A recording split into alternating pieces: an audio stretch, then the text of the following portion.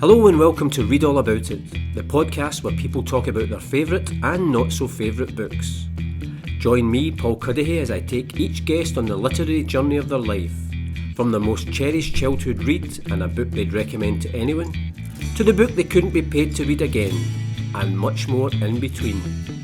So listen, enjoy, subscribe and spread the word about the Read All About It podcast. My guest in this episode is Willy Maley, a Glasgow academic and writer who is currently Professor of English Literature at the University of Glasgow, where he has worked since 1994. Willy has lectured and published on a wide range of Renaissance writers, including Spenser and Shakespeare, and on modern Irish and Scottish writers such as James Connolly, James Joyce, Teresa Devitt, Marina Carr, Leila Abulela, Peter Mullen, Janice Galloway, Irvine Welsh, James Kelman, Alistair Gray and Muriel Spark. Willy's writing is not confined to academic work, however. He's also a playwright, a poet and a journalist. He founded the prestigious creative writing postgraduate programme at the University of Glasgow with Philip Hobsbaum back in 1995. And to paraphrase the words of a song celebrating his famous football namesake, the legendary Celtic manager, Willy Maley has brought some great names to the literary game. Two of Willy's plays, From the Calton to Catalonia, co-written with his brother John, and The Lions of Lisbon, written with Ian Auld, have had recent reprints and revivals, with further public performances of these and other plays in the pipeline. Willy, thanks for joining us on the Read All About It podcast. Pleasure. You are a man of letters, of course, so I think people will be interested to see what your choices are in this episode. But the first thing I was always curious about, given 25 years at University of Glasgow, you're obviously involved in academia before that, and can you read for pleasure, or is there always an aspect of it where it's part of it's always work, or can you differentiate? I can still read for pleasure, much less so because you end up reading to teach, especially the further you get into the profession. Everything you read, you begin to think, wait a minute, is there an article in this? Is there a seminar in this? Is there a lecture in this? And there's another thing, which is there's reading the odd book for a lecture or a tutorial or a seminar or a course syllabus, which might be 10 or more texts. But I work in the 16th and 17th century, and that might involve reading hundreds of things, hundreds of publications, not all literary, not all creative, political pamphlets and so on, a lot of plays. So you read a lot that's for your teaching, but you're not specifically teaching, but it's still not quite reading for pleasure, although it gives me a lot of pleasure to hang around in the 17th century. I've loitered with intent there for a good few years now, and you see a lot of, you read a lot that makes you realise the 17th century isn't that far away from ours at all, So from that point of view, I think it gives you a kind of big picture, long view. But yes, you're right, the spaces that you read purely for pleasure shrink. Even to take an example, Stephen King, who I've read for pleasure for 40 years, but I supervised a PhD on Stephen King's short fiction, so that kind of got it into work, and also started to read some Stephen King novels at that time and mark them, which I'd never did with a Stephen King book, with a view to I might write an article on this. I might write an article on Stephen King's representation of violence against women, or of women in Gerald's Game, in Rose Madder, and Dolores Claiborne. So I started to think of potential academic work coming out of Stephen King, and I was probably one of the first people to supervise a PhD on Stephen King.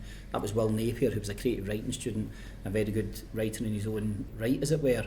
So the spaces for reading for pleasure shrink, but now I'm back to reading Stephen King for pleasure, and now and again I get a book recommended to me and I read it, and I try not to think of it as teaching fodder. I suppose that might be the exciting thing, that you maybe start off reading a book for pleasure, but then before you know it, as you say, maybe you're supervising a PhD or you're teaching a course on it, you're writing an academic paper on it.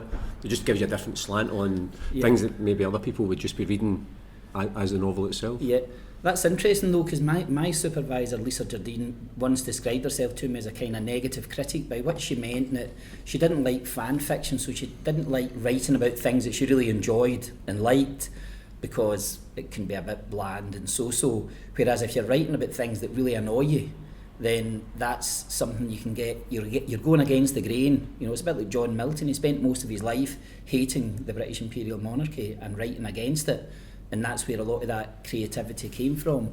So yeah, sometimes writing about what you like is something to be avoided, because it comes across as puff or blurb rather than real critical engagement. So being encouraged and literally having to, which you do when you teach, you have to read things that you wouldn't otherwise read for pleasure, and that's because you're paid to do it, and that can be good for the critical side of your mind. Now, in terms of the structure of the podcast, I ask each of the guests, it's the same 5 questions, the same 5 categories, but obviously there'll be wildly different answers. So the first category is really your favourite book from childhood. Yeah, and it's always a difficult question because you have to think yourself back into your childhood. And my childhood reading was not complicated, but it was kind of triangulated between the local library and what we could read in there, in which you were confined as a child to the junior section, what you got at school, which was probably a mix of what was available and what teachers were passionate and enthusiastic about, and then this third category, which was the richest by far, which was my father's books that he brought in from the book exchange and said you've got a week to read them and then they're going back. So we plundered all of that material. We never owned those books. They were only on loan to us. They were only in the house for a short time. Sometimes they smelled, sometimes they had these little beasties crawling about them. And that was a really broad spectrum. Some classics that were abridged and unabridged. Some books that would have been considered adult books like The Godfather. I mean, who can read The Godfather at the age of 10, or Harold Robbins? But my father brought books in and out the house and we read them, and we read avidly. So I think those between library books, school, what we got to school, and that home reading, I think that was quite a rich reading, and it made me anything but a snob. I've always hated snobbery. I think it's the least intellectual thing you can possibly conceive of, and yet we still get literary snobs, intellectual snobs so-called. They're really just snobs. But reading right across the board, non-hierarchically, and just not judging, not saying, oh, this is written by somebody posh with a degree from Cambridge, it must be good. This is written by somebody who was a minor, whatever. So just reading across the board, I think, was very good for my reading habits, and that affected this first choice. Yeah, so what brought you to Sons and Lovers then? Well, Sons and Lovers, I mean, I was a big admirer of D.H. Lawrence, and like a lot of other writers, like other books that I've picked today, I was too young to read Sons and Lovers. I'm from a big family. I'm the 7th of 9 children. I had 5 older sisters, but that also affected the reading because you've got more grown-up records, more grown-up books in the house around you. And I'll say a bit about that when I come to talk about teenage or formative years books. But in my childhood, we read a lot of what would be the kind of literary classics. They come in and out of the house. And I was the 7th of 9 children, and I was a mammy's boy. I was a mammy's boy big time. But when you're 1 of 9 and your mother works, your father works, you don't get the time with your parent that other people in kind of a ideal worlds that you might see in the TV and so on. And the Waltons was the only thing I could watch on the TV that remotely reflected my family so life. you'll shout goodnight to each other. Exactly. Everything else was a complete and utter fabrication. It was fantasy land. So reading Sons and Lovers, which is about this Paul Morrell, and I was often interested in these kind of a portrait of the arses as a young man type stories. What age were you of interest when you actually read it for the first time? I think either 10 or 11. Right. It was while I was at primary school, but it touched me massively, and even though I didn't quite understand it, things appeal to you for some reasons that are selective, and for me it was about the relationship he had with his mother. Mm-hmm. That was the thing that reached out to me in the book. And I found it very moving, although I couldn't understand quite why that was. But as I say, I used to get a lump in my throat thinking about my mother, and I remember going to school as a very small boy, feeling that. Yet, as I say, if you're 1 of 9 children, you simply don't have the access to your parents that an only child would have. Because it's interesting, see your choice of Sons and Lovers, and I did a podcast with Chris Dolan, the writer who we both know, and when I'd said to him at school, it was... At teenage years I'd chosen, it was Catch-22 that the boys in 5th year at school were given, and the girls were given Sons and Lovers. So in my head, the teacher had obviously equated that with a book for girls, which again is such a strange thing to genderise novels. I mean, D.H. Lawrence is one of the great pioneers of working class fiction. He died very young. He wrote some incredible novels. He dropped out of fashion for a period, I think maybe in the 70s and 80s, but for an older generation of academics he was essential, and the people like Leavis broke him into the canon because people were a bit snobby and snooty about him. He wrote an amazing book called Studies in American Literature. I think it was published in 1921, about the fact that we weren't reading American literature properly because we were seeing as children's stories things that were really just adult in another country, as it were. So he was a very, very clever critic as well as being a fantastic writer. But no, that book, I mean, there's other books of his that impacted on me. But that one was one, and it's because of that, the relationship with the mother, touched me, and perhaps because it was something of an intensity of connection that I wanted but couldn't have in my big family, where necessarily all relations are diluted and you're living up close with 60 other people in a street with a few hundred people, and there isn't really that sense of intimacy. But one thing I always knew about was poverty. When I was a wee boy, I was looking out the window one day and something came on the TV, and it was a song. It was a bit like the Ralph McTell Streets of London song, except it wasn't. It was a song called Honeysuckle Lane, and it was a song about poverty. And as I looked out the window and listened to this song in some BBC daytime programme, probably about 1966 or 1967, I became aware of the fact that not everybody lived in a ghetto or a slum, and that being poor, was something that was actually that you didn't see that. I didn't see that much of it on TV, and when I did, it was always somewhere else so long ago. But looking out the window and hearing Honeysuckle Lane, I really connected with that, and it was a bit like that moment of recognition when you realise you're one of the poor people. And certainly reading Sons and Lovers, there was something about squalor and aspiration which really struck home to me, and it connected with me. And I would say, I was reading adult books earlier than most people would have done, just because I didn't have the kind of a censorship or, schooling. You go to school and it's a riot, so you read somewhere else. And getting books for the library, I did get books obviously from my mother. I famously remember getting her Dombey and Son, Charles Dickens, and then years later using her card, and years later finding out that Charles Dickens had actually been in Postle Park and had stayed at Postle House, which was the big house there before the scheme got built in the 1840s. So there's all these connections, but certainly library's important, school's important, but just in the nature of the thing, it was my father bringing in those books from Gilmore Hill Book Exchange, ironically long gone now, but just up at the university, that gave us a real access to literature of all kinds. I mean, Ivanhoe, all the classics, sometimes abridged, sometimes not. A Tale of Two Cities I read when I was far too young to read A Tale of Two Cities. I remember the photograph and the kind of a whatever classics series it was in, the cover, and I knew it was a kind of scary book because it was beheading and something about guillotines and so on, and I vividly remember lines. I remember the opening lines of that book. I remember the closing lines of Charles Dickens' Hard Times, because things just came through to you. So obviously you were reading in a kind of a, not everything here can be understood straight away by me. I was too young, so I was what would be called a precocious reader. So Harold Robbins, I mean, people talk about Harold Robbins disparagingly, who have never read Harold Robbins. And I think a prerequisite for talking about anything is, do you know what you're talking about? When I worked in the library, I read a Mills and Boon, because I decided to read one of everything, so that I knew, the sex scene in page 117 and so on. And I read The Silver Arrow, that was my Mills and Boon. So I think, know what you're talking about, read widely, and then you'll know what books appeal to you, and you'll be able to challenge people when they dismiss out of hand stuff that they've never read. You mentioned, obviously, jumping on to your teenage years. I'd mentioned briefly Joseph Heller, Catch-22 is a book that I remember from my teenage years, but when you chose your, in the second category, what was your kind of teenage, formative years, it was Something Happened, Joseph Heller. Now, Something Happened to me, which is between the ages of 14 and 19, more or less entirety. I had a very bad adolescence, and I was most of the time depressed. I was a couple of times on tranquilizers and so on, had one very half-hearted attempt in my life. And during that time I read avidly, and one of the things I read was Something Happened by Joseph Heller.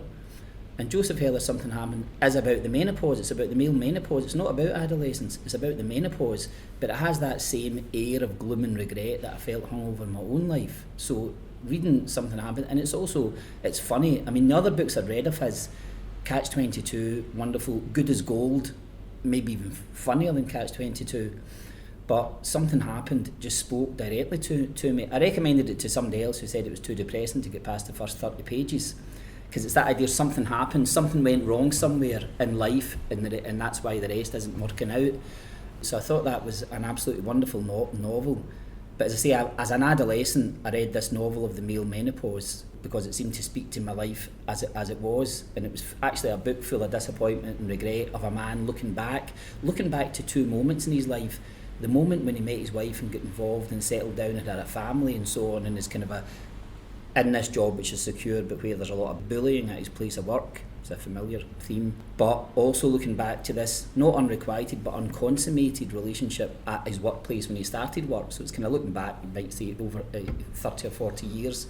at the Life. His name's Bob Slocum, and I just found it so rich, so appealing and so strong, and I was so pleased later in life when I found out it was Joseph Heller's own favourite novel. And did you read it? Obviously at a time it obviously spoke to you for, as you say, for what was going on in your life. Did you revisit it at any other point in your life, and did it have a different impact on you? Yeah, I probably read it when I was about 47, so I probably read it about 30 years later, and I thought it was just as good.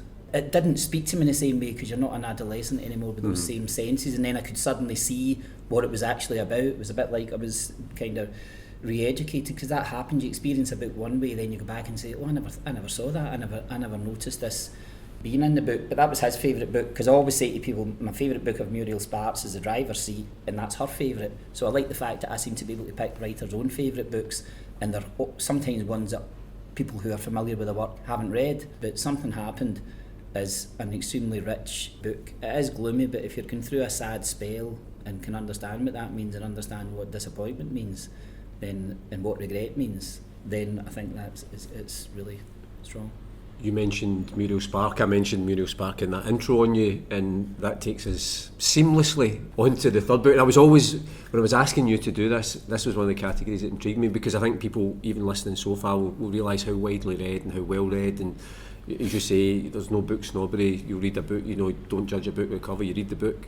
So I wanted to know what book you would recommend to anyone, and it's obviously one of the Muriel Spark. And it's not just that you like us, right? You are an expert. I have sat and listened to a lecture that you gave as well. So why the prime of Miss Jean Brodie? Well, I've read Muriel Spark's 22 novels, 41 short stories, all her poetry, all her essays, all her biographies, and her one full-length play, as well as her short radio dramas. So why this novel? Because it's not my favourite. So I think when I looked at this question, I focused on anyone. I focused on anyone, and I thought, well, there's no point in me saying Portnoy's Complaint. So I thought of anyone. I thought of a book that really would appeal, that you could read at school and you could read much later. Now, a girl in my class at school who I now think was very much like a Muriel Spark character, and maybe even Sandy from Prime of Miss Jean Brodie, used to say of our little bright group of kids, were la creme de la creme, because she had read Prime of Miss Jean Brodie and I had not. It was not one of my teenage reads, it was not one of my school reads. If we got it at school, I was off that day. So I came to Muriel Spark a little bit later, and what I realise now is there's so many layers to Muriel Spark that she can be read by the great-grandparents and the great-grandchildren, and that's a strength. So when I said anyone, I said there's a book that's about all kinds of things. It's about fascism, poverty, gender, politics, class, Scotland, the world. It's so rich and so short and so quick and so beautifully poetic. But you can give it to a 10-year-old, you could give it to a 100-year-old, and hope that they would get something out of it. So that was my impulse there. Because I was wondering, we were chatting right at the very start, and asking you about maybe a book that you start reading for enjoyment, but then your horizons broaden in terms of what you can do in terms of academically with it. But was there an excitement, as you say, you came to Muriel Spark later, and what was the first Muriel Spark novel you read? But then you're thinking, I've just discovered this treasure trove of literature. Yeah, probably The Girls of Slender Means. And she was somebody who always saw herself as a poet, and she wrote these amazing poetic novels. I mean, they're short novels, with one exception, maybe two exceptions. They are almost like novellas, they're stilettos, and that became her style. So Girls of Slender Means probably. And then Memento Mori and Bachelors. Memento Mori was one I almost suggested, because we're all going to die. We're all going to die, and it's something that we never really think of. And I think Spark thought about it most of her life. She converted to Catholicism at the age of 39. Would that have been the novel that I mentioned that you gave a lecture on? I gave a lecture on The Takeover, which is a different one. I've never lectured on Memento Mori, but I would like to. But it's got so much in it, Memento Mori. But it's a group of these grannies in the care home reading their horoscopes out, which is a hilarious scene, because it's what awaits them is not what's in the horoscope, as you can imagine. Awaits all of us, probably. Yeah, and that was because her grandmother had stayed with her in her last years, and for Muriel Spark, and that had a very profound effect on her. So she wrote about old age like nobody else I know, and a theme of old. I remember reading that, because my wife a few years ago made up a playlist of songs about being old and about being older and so on, and what that meant. Old people have been young people have never been old, although some young people feel the weight of the world on their shoulders. So Prime Miss Jane Brodie, I feel, has those layers. It's not my favourite Muriel Spark, but in terms of recommending a book to anyone that you hope they could open later in life and find new treasures in it, that would be the line. And do you think it's interesting that that's the book that filmmakers have and playwrights have chosen, perhaps more than other novels, to adapt? And, you know, people will be aware of, even if they haven't read the book, they'll generally be aware of it because of its immersion in popular culture. Exactly. And we're all going to die, but we've also all been to school, or most of us have been to school, and those school days, school years, that's a fantastic theme, and it also makes for something great to teach. And then Maggie Smith had this unforgettable performance in the film. So I think because of the stage adaptation, because of the film, the downside of that is it tends to have overshadowed the other 21 novels that Muriel Spark did, some of which are extremely strong indeed and maybe better than it. But yeah, it captures something, and I think sometimes those novels of childhood, you know, it's a bit like when Roddy Doyle wrote Paddy Clark. You got letters from people in America saying, "This is my life," because it's like this David Copperfield thing. You know, we've all been there. We've all had a childhood, and we've all had those. So we find echoes in that. I think childhood, coming of age stories will always find a big audience, and I think that's partly what Prime Miss Jane Brodie is. It's many other things, but I think it has that forum that people recognise and say, right, that's at school days. As I say, I went to Paulsall Park Secondary, and it was absolutely nothing like James Gillespie's school whatsoever, and it wasn't a single set school or anything like that. But you reckon that it speaks. Sometimes those things speak to you. So I think that's why I say for anyone, because I think Prime Miss Jane Brodie, you could take it home to your mother, you give it to your worst enemy, anybody at any age, and they find something in it. And I also think it's a brilliant book on the allure and seduction of fascism and of power and so on, and of charismatic people who are actually quite dangerous. So I think it's a fantastic novel that you can read at any stage of your life and get something new from. Yeah, and absolutely prescient in today's world Absolutely. as well.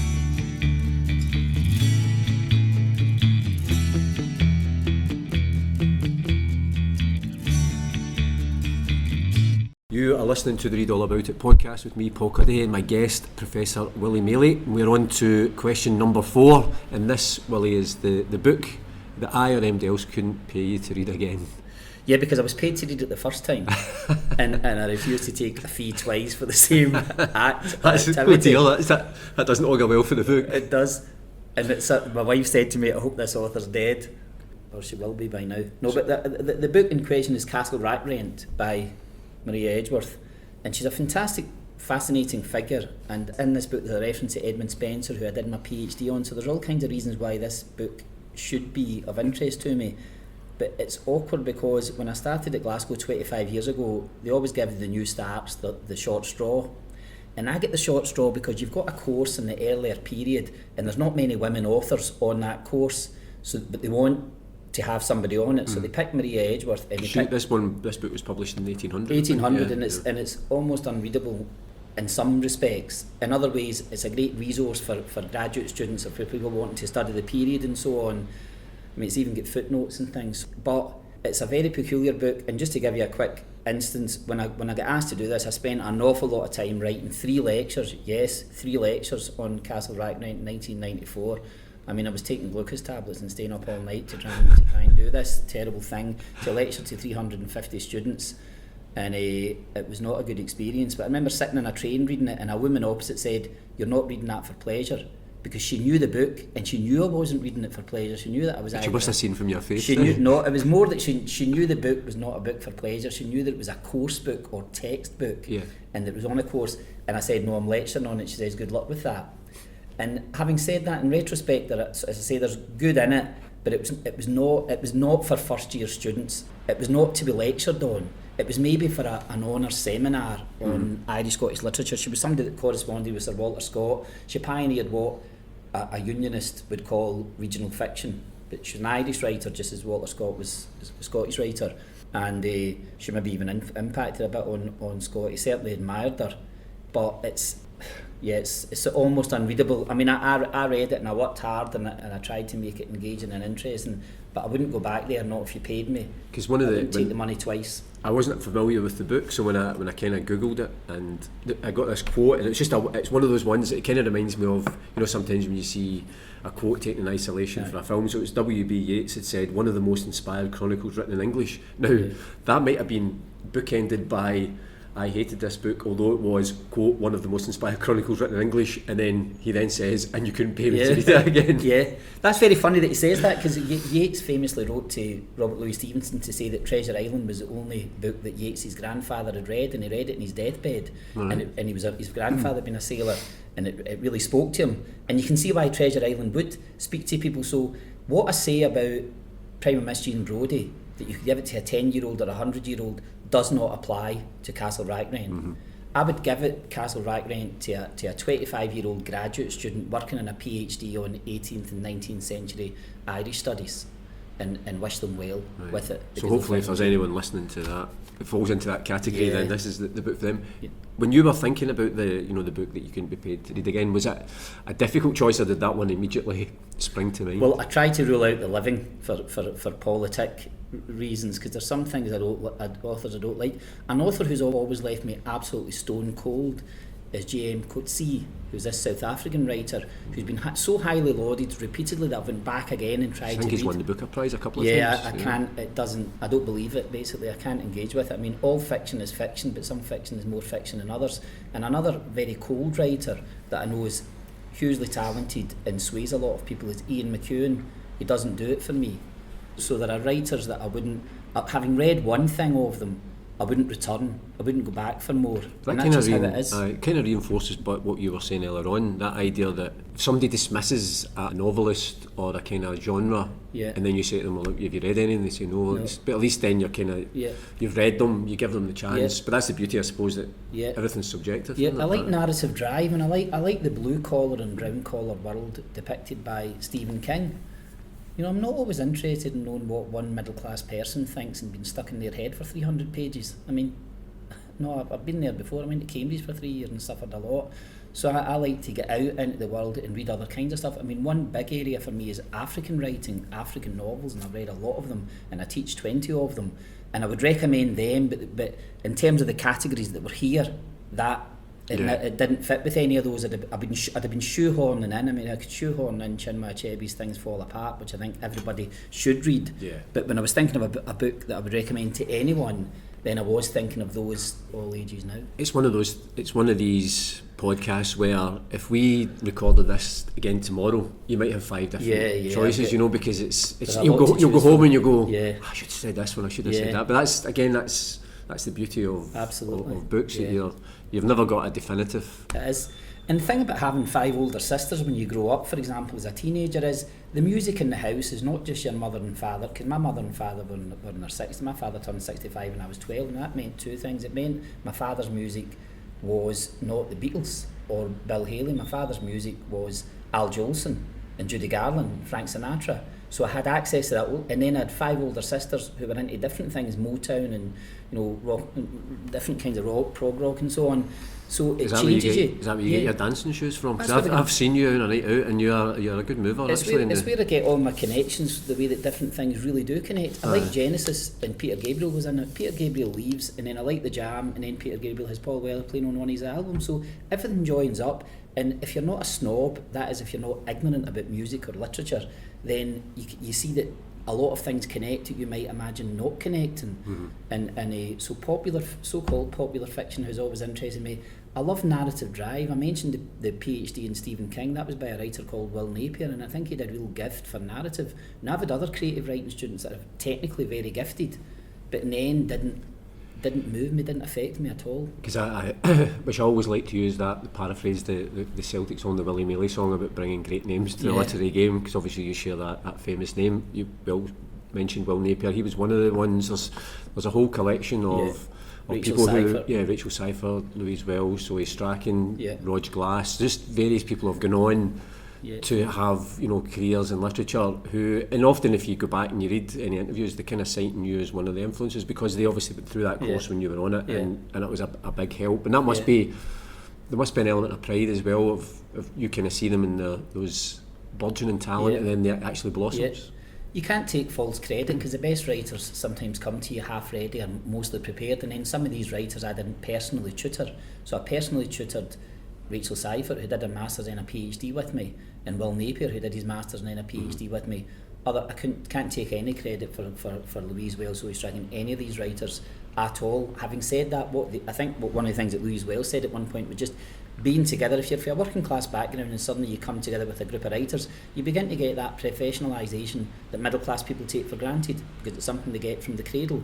So I think just bringing together a group of people, and that's what Alistair Gray said about Philip Hobsbaum. He brought people into the same room who were writers, and they learn maybe more from each other and for working and compare notes than they got from Philip. And the same is probably true of me, so I would have to take a step back from myself and say, I can't take credit. Some of those writers, and maybe not, maybe the ones that had something that lacked confidence, got some confidence from me, because I always believed that anything was possible, and I did persuade writers to send stuff away to publishers and to apply for grants. They got the grants, they got the publishers, and so I did something in terms of that, giving that push to people that lacked confidence, because it was something I could recognise, because not being middle class myself, I realised that you didn't have any confidence bought for you, and you had to kind of make your own way in the world and advance on merit rather than money, which is a very difficult thing to do. Because one of the things, obviously, I'd mentioned, you're a poet, you're a playwright, obviously written a lot of academic work. You used to write a column for the Celtic View magazine, of which I'm the editor,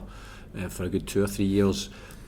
And I know over the years you and I have spoke about, you've got loads of ideas for a novel. I'm always surprised that you haven't, because of your background and the knowledge, but also the fact you've told me some of these great ideas, and I keep thinking one of these days you're going to phone me up and say, right, the book's coming out, come along to the book launch. Yeah, I could have been a contender. I always think of Philip, because Philip Hobsbaum wrote four that I know of, 4 collections of poetry in his late 20s, early 30s, that I read and I thought were really accomplished. But there he was in his 60s saying, I could be walking around with a bestseller in my head, but I can't get it out because he's got too many essays to mark or other stuff to do. It's a very consuming profession, academia, and it gets more and more consuming. You don't get more staff, but you get more and more students and more work to do and admin and so on. And it's like there's not the spaces for the creative side. There aren't the spaces for reading for pleasure either.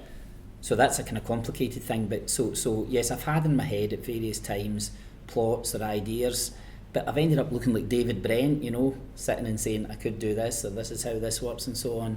And it's just kind of sad. On the other hand, I get so much for academic writing. I met Bernard McClaverty one day, and we was talking about was I going to write, or was I writing myself? I think it was after I published a poem about my father, and I said, well, I published these academic essays or critical essays, and he kind of looked at me, and no, that's not real writing way. But it's true that if you're always publishing, which I'm always publishing. I just published an essay on Teresa Davy, a deaf Irish playwright, remarkable writer, and I'm working on another one on her. So if you're always publishing, it kind of earths some of your creative energy, and it certainly makes you feel as if you're right. You're always reading, you're always writing, you're always publishing. I mean, I've published a lot. I suppose there's the poetry then, balance. Like maybe you're not going to sit down and write the novel, but you're quite prolific as a poet over these last few years as well, haven't you? If only I was, but I think I've written a couple of poems. I wrote 2 poems on Tommy Burns that I'm pleased with and that I like doing. I'm glad I did. And at different times I thought maybe I should take some of those ideas I had for novels and turn them into poems, because writing short stuff is a good thing. I've got a blog now, and I'll talk about it when I come to talk about the next question. But so maybe that'll be a retirement thing. Maybe it'll be posthumously published, reminder that we're all going to die. So at the moment I can live with not being a novelist, not being a writer. If I'd gone in a different direction 40 years ago, if I'd gone in a different direction and not gone to uni, who knows might have happened, because writer was something I wanted to be more than teacher. But then you go down, it's a swing door thing, you go down another path and you make a choice, something happened basically. Yeah, so we are on to the fifth and final question, and that's either the last book you've read, or the book that you're currently reading, and it's a book called Tuesdays with Mori. Yeah, and I decided to cheat here because the last book I read was Milkman by Anna Burns, and for a variety of complicated reasons I don't want to talk about that book right now. So that was and the 2018 Booker Prize winner. Aye. I don't want to talk about it just now because I haven't thought through in my head what I liked about it and what I didn't like so much about it. and because I might write something on it, and because I was kind of prompted to read it by the fact that I've got several students who are very engaged with it. So it's too early to say basically with that book what I would say about it. But the book I did read, I did this DNA test a couple of years ago called 23andMe that my wife suggested I do, and one of the things that came out was I connected with a cousin that I've never met. I've never seen her picture, she's not on social media, we've only connected by email, and she lives in New Mexico. But we formed a kind of miniature book club where I suggested some books to her, she suggested some to me, and we really only know each other through our family connection, that our great grandparents were with shared great grandparents on the Irish side. And she suggested some stuff that I read, I suggested something to her, and the last thing she suggested that I read this book Gilead by Madeline Robinson, and I found it a very religious book, and then it surprised me that my cousin in the States was not particularly inclined that way, but so it was a book that everybody was sort of reading, and she's a Pulitzer Prize winning author. And then I read this other book called Tuesdays with Mori, and Tuesdays with Mori is about a student revisiting a professor that he had who was very influential and inspiring. So this student is grown up and they're a successful sports writer in their 40s, and they've got problems in their life, and they hear that their old professor is dying, and they watch a programme about him, about how he's facing up to death and so on, philosophising about it, and then they get involved in his end of life care, and they spend Tuesdays with him. That's why it's called Tuesdays with Mori. I think it's Mitch Alburn's the author, Albon, and I think the professor's, is it motor neuron disease? Yeah. So he's going to get to the stage where he can't wipe his own arse, and somebody's going to have to do that, and it's whether how intimate and close you can get to somebody and how you feel about somebody. Now, an interesting thing about it is Rog Glass loved working with Alistair Gray when he wrote the biography, and I think for Rog there was a grandfatherliness about Alistair Gray. My grandfathers died in 1929 and 1965 respectively. I've never had a grandfather figure in my life, or a grandfather figure need in my life. Never. I've never looked in anybody of that ilk at all, except maybe when I was 17 and started working for Strathclyde Roads Department, and a guy who was close to retirement was like the nice version of my father, so somebody who wasn't angry a lot and had a bit of time for me. But the Tuesdays with Mori is interesting because it is clearly about this guy who has this kind of it's not a father substitute, it's more like a grandfather substitute, and kind of begins to look at his own life through this death of this older man. So that's the last thing, it's the last book that I read that I wouldn't write about and so on, and I wouldn't praise greatly its literary style. I can see why it would have very broad appeal, and again, we're all going to die, so Memento Mori, it appeals to that. Is that the theme of this podcast? Because this the is theme of the podcast. the phrase you keep saying. I've enjoyed saying it lately because I know people that are working on end of life philosophy and end of life care, and I think it's quite a big topic. But as I say, that book in some ways was very, very strong.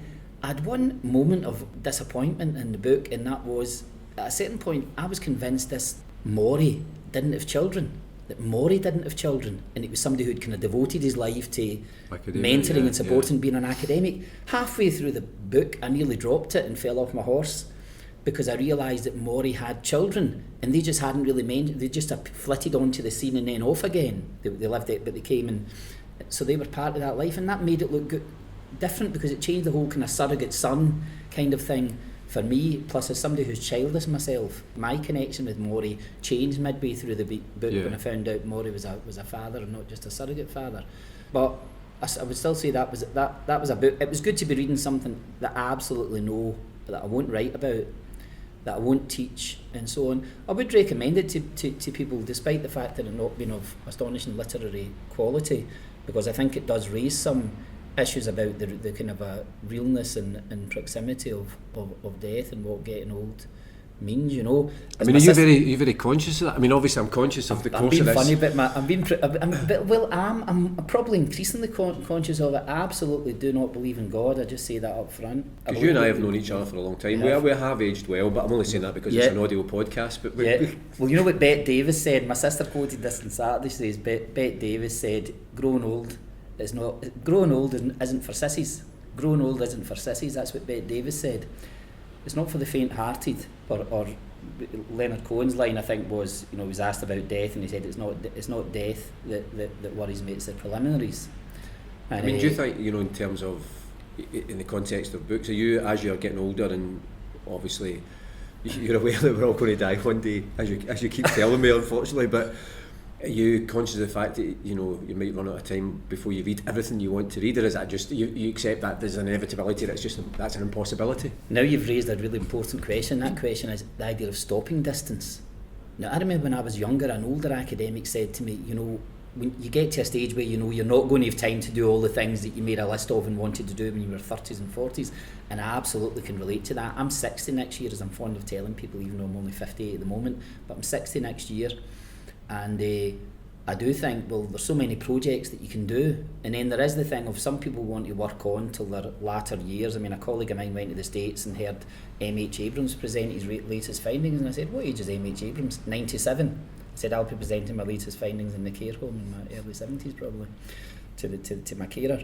So there is that thing of, do you want to go past the stopping distance of retirement? And a lot of academics do that, just as a lot of writers do that. Philip Roth and others, you know, they'll do what is their work late into their life. But there's so many things that when you're I've been a full-time academic for 25 years, so many things that get shelved and that put aside, and family time and time with friends and so on, that really, is that what you want to spend your retirement doing, is more of that? I would have to think seriously about that, and so I think then you have to say, how many working years do I have, and what are the things I really want to do, and then you front load the things you really want to do, and you try to do more of the things that interest you, because you get buffeted a bit. You get asked to do a thing and you do it, and that becomes the thing you do, and then you get asked to do another thing, you do it, and that becomes one of your specialisms. So there's a sense of you're not controlling the narrative. So I just wonder if that habit of, even if you kind of start to unwind in terms of your professional life and just spending time doing other things, that you'll still have it be in that habit or that zone of, you'll be reading something, maybe just sitting in some Spanish cafe, and you'll think, this would make a great paper. That might never leave you. Yeah, I've thought about that, because I thought if I win the lottery, I'd like to be a kind of theatre impresario, you know, and fund productions, not just of my own plays, but of many things. You know, I would get a production straight away of Muriel Spark's Doctors of Philosophy, fund a big production and tour of that. So there is that thing of what other things might you do, and I think, I mean, I've would have put down hill walking as one of my interests in the past, and then I realised I'd never actually walked a hill.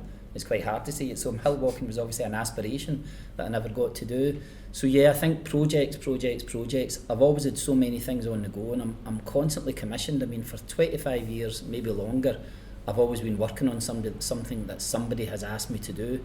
I remember after or shortly before Derrida died, he was talking about being a commissioned philosopher. That is, he'd always responded to commissions. And I think, you know, you get onto a certain treadmill, and that's what you do. You get asked to do something, so you do it. You don't sit down and say, blue sky, what do I want to do? This. You get into it. So I think stopping distance is important, to look ahead and say, how much time do I really have to do these work-related things? And also, so you need to, as it were, plan ahead. And I think, I don't want to be premature about it or put ideas into anybody's head, but I think retirement is not something that's on your mind when you're 38. It's on your mind if you're 58.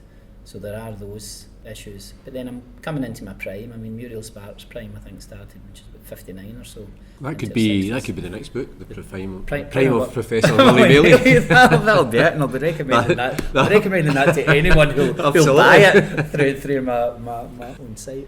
But listen, Willy, it has been a real joy sitting and talking to you. I know we've sat and chatted over the years, and it's been great just to sit and talk about this on the Read All About It podcast. Thanks very much for joining me. Great, pleasure. Thanks for listening to the Read All About It podcast, and I'd love to hear what you thought about it. You can get in touch via Twitter at ReadAllAbout20, on Instagram at ReadAllAboutIt podcast, or you can send an email to readallaboutit@paulcuddihy.com. If you've enjoyed the podcast, subscribe, leave a review and spread the word. If you haven't enjoyed it, say nothing to anybody. But I do hope you can join me, Paul Cuddihy, next time on the Read All About It podcast. And in the meantime, keep reading.